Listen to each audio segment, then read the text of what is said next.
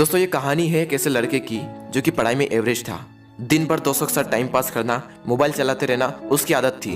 घर पर उसकी माँ की तबीयत भी ठीक नहीं रहती थी और वो ठहरे गरीब परिवार से, और घर की हालत बस से बदतर थी। यानी अगर कोई मेहमान आ भी जाए तो उसके बैठाने तक की जगह वहां नहीं होती थी। एक बार उसका दोस्त उसे बुलाने के लिए आया कि चल कहीं चलते हैं। तो वो दोस्त पहली बार उसके घर पर आया था तो घर की हालत को देखकर दंग रह गया। तो उसने पूछा, क्या तू यहाँ पर रहता है? बोले हाँ मैं यहाँ पर रहता हूँ। क्या ये तेरा घर है? बोला हाँ ये मेरा घर है भाई। बोला तू ऐसे हालातों में रहता है? बोला हाँ मैं ऐसे हालातों में ही रहता हूँ। क्यों, क्या हुआ? थोड़ी देर तक तो उसका दोस्त चुप बैठा रहा, लेकिन फिर वो बोला वाह वाह मेरे दोस्त वाह, तेरी घर की हालत बस से बदतर है।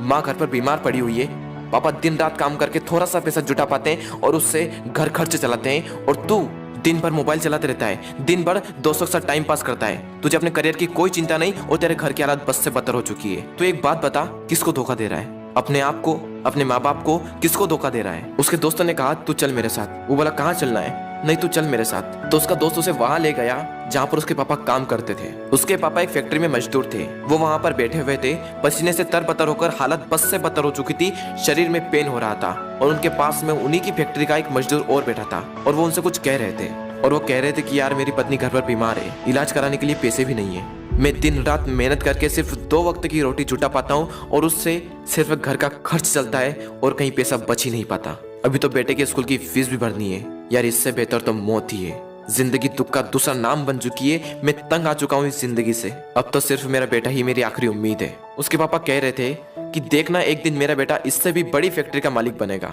वो लड़का और उसका दोस्त दोनों उस चीज को देख रहे थे और पूरे गौर से सुन रहे थे। तभी उसके दोस्त ने कहा, देख देख कैसे जीते हैं तेरे पापा तेरे से कितनी उम्मीद लगाए बैठे हैं, देख जरा एक बार। लेकिन क्या तुझे लगता है कि इस तरह से तो उनकी उम्मीदों पर खरा उतर पाएगा? एक बार तो अपने पापा की हालत को देख कि कैसे जीते हैं, और एक बार तो अपनी हालत को देख कि तू कैसे जीता है। वो 2 कौड़ी का मोबाइल तेरे पापा से पढ़कर है, वो 2 कौड़ी की लड़कियां जो जिंदगी में सिर्फ कुछ पलों के लिए आती है और फिर चली जाती है, वो तेरे पापा से पढ़कर है। वाह मेरे दोस्त वाह, ये तो सिर्फ कुछ दिनों के लिए आएगी और फिर चली जाएगी। अरे बदल अपने हालातों को। यह सब देखकर और यह सब सुनकर उस लड़के के खून के आंसू टपक गए, और उसने उसी वक्त निश्चय किया कि जिस फैक्ट्री में मेरे पापा काम करते हैं, आने वाले 5 साल के अंदर अंदर इससे भी बड़ी फैक्ट्री का मैं मालिक बनकर दिखाऊंगा। और उसके अंदर से चीख उठी थी कि मुझे कंपनी का मालिक बनना है, एक बहुत बड़ी कंपनी का मालिक बनना है, नौकर नहीं बनना है। और जैसे ही उसके अंदर से ये चीख निकली, वो दिन के लगातार 10-10 घंटे पढ़ने लगा। उसके दिमाग में सिर्फ एक ही लक्ष्य कि बहुत बड़ी कंपनी का मुझे मालिक बनना है। और उसके लिए मुझे क्या करना होगा? उसके लिए मुझे पढ़ना होगा, और मैं पढ़ूंगा। कोई माई का लाल ऐसा नहीं है जो मुझे रोक सकता है पढ़ने से। और आखिरी के सिर्फ 1 महीने में पढ़कर पूरे स्टेट में टॉप कर दिखाया। सब लोग हैरान हो गए कि ये कैसे हो गया। सबकी आंखें फटी की फटी रह गई। सब लोग दंग रह गए कि हाउ इज दिस पॉसिबल। जब उसका इंटरव्यू हुआ और उससे पूछा गया कि ये सब कैसे हुआ, तब उसने कहा कि मुझे जिंदगी में कुछ नहीं चाहिए, मुझे तो सिर्फ अपने पापा के सपनों को पूरा करना है। मेरे पापा का सपना है कि जिस फैक्ट्री में वो काम करते हैं उससे भी बड़ी फैक्ट्री का एक दिन में मालिक बनकर दिखाऊं। सिर्फ इसी सपने को लेकर मैं इतना पढ़ पाया और अपने प्रदेश में फर्स्ट आ पाया। दोस्तों हो सकता है कि आप इस कहानी की शुरुआती पार्ट को अपने आप से रिलेट कर पाओ। इंडिया में मैक्सिमम लोग या तो मिडिल क्लास फैमिली से बिलोंग करते हैं या फिर पुअर फैमिली से बिलोंग करते हैं। हर बच्चे के पापा बहुत ही संघर्ष करके उसे पढ़ाते हैं। हो सकता है आपके घर की भी यही हालत हो। उस कहानी में उस लड़के ने रियलिटी को एक्सेप्ट करा और अपने हालातों को बदल दिया। लेकिन क्या आप रियलिटी को एक्सेप्ट करते हो?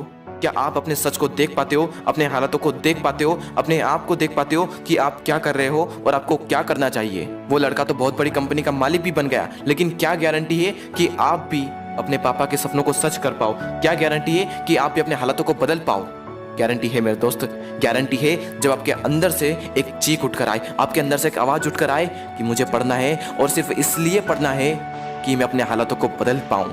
और जिस दिन आपके अंदर से ये आ गया ना कि मुझे पढ़ना है और सिर्फ इसलिए पढ़ना है कि अपने हालातों को बदलना है, अपने मम्मी पापा के सारे सपनों को सच करना है, जिस दिन आपके अंदर से ये आवाज आ गई, उस दिन से एक बात तो तय है कि आप अपने हालातों को बदल दोगे, अपने माँ बाप के सारे सपनों को सच कर दोगे। बस जरूरत है तो एक अंदर से आवाज की।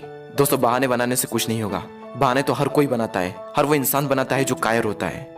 मेरा मन नहीं लगता, मुझे आलस आ रहे हैं, मुझे मैथ्स से टफ लगता है, मुझे साइंस टफ लगता है, मुझे ये टफ लगता है, मुझे वो टफ लगता है। कुछ भी टफ नहीं है। जाकर पूछो उस टॉपर से कि तुझे क्या टफ लगता है, तो हमेशा हमें सिर्फ एक ही चीज़ सुनने को मिलती है कि पढ़ने वाले के लिए कुछ भी टफ नहीं है। और दोस्तों जिंदगी का भी यही वसूल है, करने वाला कुछ भी कर जाएगा, और जो ना करने वाला है ना, वो छोटी सी मुसीबत आने पर रुक जाएगा। बहाने बनाने में उसका कोई रिकॉर्ड नहीं, उसे दिन भर आलस आते रहेंगे, उसके अंदर की एनर्जी बाहर उठ ही नहीं पाएगी। मैथमेटिक्स करते वक्त अगर आपको कोई डाउट आता है तो मेरे पास एक एप्लीकेशन है जो आपको सजेस्ट करूंगा, जिसका नाम है डाउट नट। आप यहाँ पर किसी भी सवाल का फोटो खींचकर उसका आंसर पा सकते हैं। IIT JEE की क्रश कोर्स की सुविधा भी आपको यहाँ पर मिल जाती है। और अगर आप बायोलॉजी ग्रुप से बिलोंग करते हैं तो उसकी सुविधा भी हाल ही में यहाँ पर हो चुकी है। मोबाइल में फालतू की चीज़ों को रखा जाए इससे तो अच्छा है कि कुछ काम का रखा जाए और मोबाइल का उपयोग